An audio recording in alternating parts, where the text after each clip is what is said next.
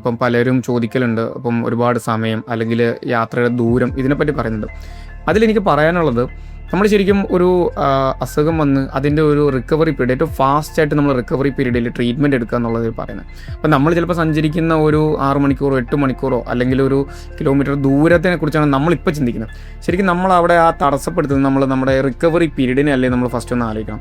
നമുക്ക് ഫാസ്റ്റായിട്ട് നമുക്ക് ട്രീറ്റ്മെൻറ്റ് ചെയ്ത് നമ്മുടെ റിക്കവറിയിൽ തിരിച്ചു വരുന്നതിന് പകരം നമ്മൾ ചിലപ്പോൾ ഇതിനെക്കുറിച്ച് ആലോചിച്ച് തന്നെ 3 മാസം 6 മാസം ഇപ്പോൾ താൽക്കാലികമായിട്ട് നമ്മൾ എന്തെങ്കിലുമൊക്കെ ട്രീറ്റ്മെൻറ്റ്സ് ഒക്കെ എടുത്ത് നമ്മൾ സമാധാനം അടയുക എന്നുള്ളതല്ലാതെ ഒരു കംപ്ലീറ്റ് റിക്കവറിയിലോട്ട് നമ്മൾ ചിന്തിക്കുന്നില്ല. അപ്പോൾ ഈ ഒരു ടൈം പീരീഡ് ശരിക്കും പറഞ്ഞാൽ നമ്മളൊരു ഗോൾഡൻ റിക്കവറി പീരീഡ് ടൈം വരുന്നുണ്ട്.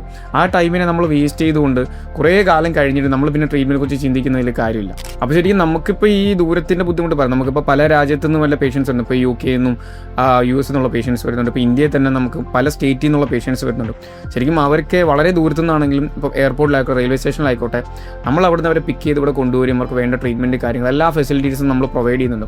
അതുകൊണ്ട് ദൂരം നമുക്ക് സംബന്ധിച്ചിടത്തോളം ഒരു ബുദ്ധിമുട്ടായിട്ട് തോന്നിയിട്ടില്ല. നമുക്ക് വേണ്ട സർവീസുകൾ നമുക്ക് പ്രൊവൈഡ് ചെയ്യാൻ പറ്റുന്നുണ്ട്. അവർ എത്രയും വേഗത്തിൽ റീഹാബ് എടുക്കാൻ എത്തിച്ചേരുക എന്നുള്ളതാണ് ഇതിലൊരു കാര്യം. അപ്പോൾ ആ ഒരു നമുക്ക് നമ്മുടെ ഭാഗത്തുനിന്ന് ചെയ്യാൻ പറ്റുന്ന മാക്സിമം സപ്പോർട്ട് നമ്മളും ചെയ്തു കൊടുക്കും.